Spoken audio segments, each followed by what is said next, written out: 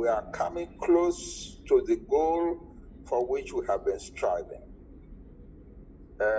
From all directions, the nǹkan dàbí pé ó bẹ̀ sí tí a bẹ̀ sí fíìl láti bí oṣù bíi méjì mẹ́ta sẹ́yìn ni pé ìrìn yìí fẹ́ parí.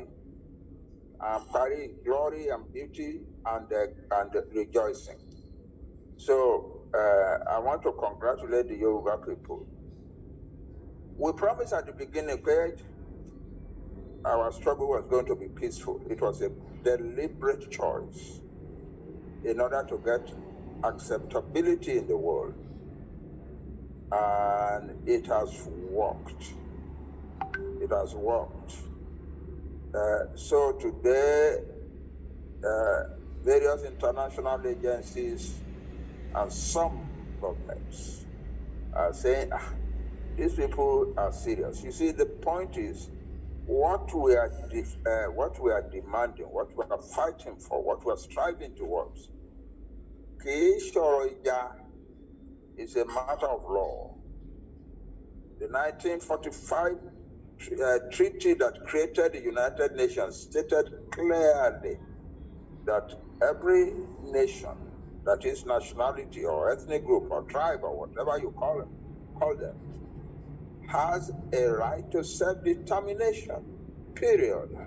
And that in the light of that, so why do we want to begin to throw stones and things like that? No. So we proclaimed that our struggle was going to be a peaceful struggle, law-abiding, that we will respect the government of Nigeria and the laws of Nigeria while we are struggling. But that does not mean that we are giving up our right. We can never give up our right. Even if we today say, oh, we love Nigeria, we Yoruba, we don't want to leave Nigeria, and so on and so forth. You are not making a statement that stands forever. You are bringing up children, your descendants are coming. And at any point in time, they can say, we now want to exercise our inalienable right of self-determination.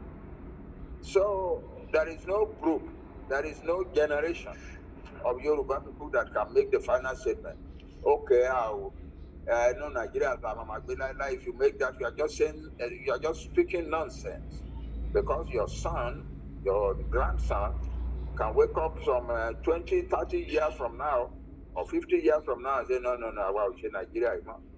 And there is nobody that can take that away from them. So, what's the journey? So, I want to say, Nigeria is my country. They are talking rubbish because Nigeria cannot ever be your country. You have a right to your own country. That's what the international laws say. And Nigeria is a signatory to those laws, which means that they are part of Nigeria's laws too. So the laws of the international community and the laws of Nigeria are such that the Yoruba people have their inalienable right to their self-determination. So that's why we chose from the beginning that we were going to be fighting this struggle peacefully in a law-abiding manner, respecting the laws of Nigeria, respecting the government of Nigeria, and so on. And believe me, it is paying off big time. Now people are noticing us, and people are saying, yes, this wants to know the meaning of self-determination struggle.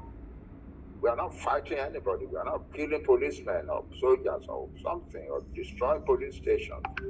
No, in order to get our self-determination. The only problem we have is that our land has been invaded by Fulani people in alliance with various categories of international terrorists, and we have to defend our land. But that's not the same thing as fighting for our self-determination. We defend our land. That's our right to defend our land. It's a right of self-defense. The right of self-determination, we are fighting in various ways. We are going to courts across the world. We are going to courts. We are going to courts in Nigeria in order to establish that a country that chooses to rule itself under a fraudulent constitution has no right to foist that constitution upon us. We are a people with the right of self-determination. They cannot come and force a fraudulent constitution upon us and hold election and so on. Even if our predecessors, even if our fathers since 1999 have been fools enough to let themselves be ruled under a fraudulent constitution, the younger generation today, led by an old man called Banji Akintoye, is now rising up to say, no, we don't want to be ruled under your fraudulent constitution. It is our right. We are a people with the intrinsic right of self-determination, inalienable right of self-determination. So we have pushed the struggle, we have pushed the matter now to the point at which we will be facing the rulers of Nigeria in the courts. And we decided to begin now with the elections that they are going to hold in Osun and Ekiti states. We want to start with those. We are not going out to win a case. We may win, that would be great, but that is not our objective. Our objective is to be able to stand before a court of law and proclaim to the world, stand before a court of law and proclaim to the world that we are being ruled illegally, that Nigeria has no right to rule us under a fraudulent constitution. And that is it. Very soon, and the case was going to be mentioned today, but they say the courts are having their annual Easter break, and they will not resume until the 25th of April. But the Ekiti case is not being postponed at all because it was going to be mentioned on the 28th of April. So the ball game will begin in the courts. That is so. And a lot of people don't understand it. We need to do so. We need to do so in order to make an important statement. Whether we win the case or the courts say we win or we don't win, we have created for ourselves an opportunity to make our statement, our most important statement, before a court of law under the jurisdiction of Nigeria. That's it. So that's our situation.